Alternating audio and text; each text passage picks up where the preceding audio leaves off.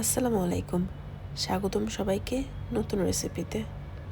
আজকের ভিডিওতে থাকছে কিভাবে খুব সহজে পুডিং বানাবেন এবং পুডিং ভেঙে যাওয়ার অথবা নরম হওয়ার কোনো ভয় থাকবে না। চাইলে সেটা হাতে নিয়েই খেতে পারবেন। চলেন শুরু করি। আমি এখানে নিয়েছি 1 লিটার দুধ। দুধটাকে জাল করে করে অর্ধেক করে নিতে হবে। 1 চিমটি লবণ এবং দিচ্ছি 1 কাপ থেকে কিছুটা কম চিনি। চিনিটা চাইলে এই পর্যায়ে দেয়া যায় অথবা ডিমের সাথে দুধটা মিক্স করার সময় দেয়া যায়। দুধটা শুকিয়ে ঘন হয়ে গেলে নামিয়ে ঠান্ডা হতে রেখে দেব। এর ফাঁকে চলুন বানিয়ে ফেলি ক্যারামেল। এর জন্য নিয়েছি 1/4 কাপ চিনি এবং 2 টেবিল স্পুন পানি। সুন্দর একটা ব্রাউন কালার আসার আগ পর্যন্ত ভালোভাবে নেড়েচেড়ে ক্যারামেলটা বানিয়ে নিতে হবে এবং কালারটা চলে আসার সাথে সাথেই মোল্ডে ঢেলে সেট করে নিতে হবে। এই পুডিংয়ের জন্য আমি নিয়েছি 4টি রুম টেম্পারেচারে থাকা ডিম।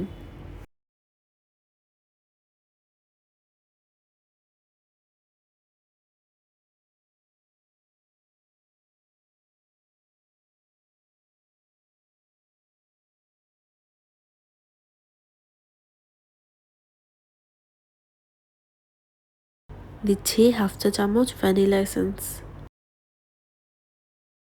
ভ্যানিলা এসেন্সটা ভালোভাবে মিক্স করে ঠান্ডা করে রাখা দুধটা দিয়ে দেব।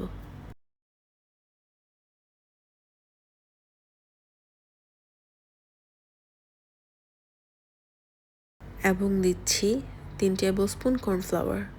এই কর্নফ্লাওয়ারটা পুডিংটাকে শক্ত হতে হেল্প করবে।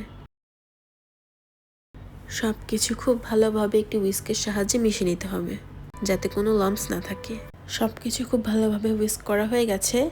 এখন একটি ছাঁকনির সাহায্যে মিশ্রণটা ছেঁকে মোল্ডে ঢেলে নেব।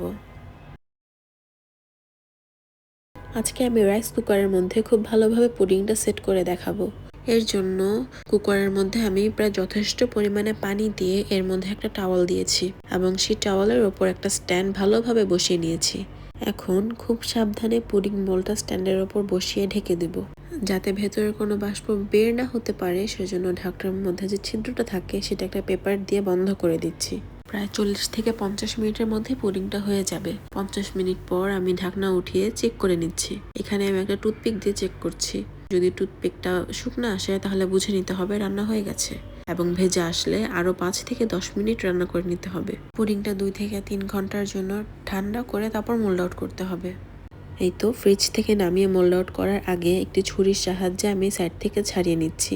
এরপর একটি প্লেট উপরে দিয়ে উল্টে নেব। কাজটা খুবই সাবধানে করবেন, তাহলে ইজিলি পুডিংটা বের করতে পারবেন। এই তো দেখেন কি সুন্দর হয়েছে, তাই না? দেখলেন তো কি সহজেই বানিয়ে ফেললাম এত সুন্দর একটি পুডিং। আপনারাও বাসায় ট্রাই করতে পারেন। আমার রেসিপিটা ফলো করলে রেজাল্ট কিন্তু হুবহু সেম আসবে। খেতে একদমই সফট, কিন্তু ভাঙবে না। এই তো দেখেন খুবই সহজেই হাতে নেওয়া যায়। বাচ্চাদের খাওয়ার জন্য খুবই ইজি। তো আশা করি আমার ভিডিওটি আপনাদের ভালো লেগেছে। যদি ভালো লেগে থাকে অবশ্যই আমাকে জানাবেন এবং ধন্যবাদ।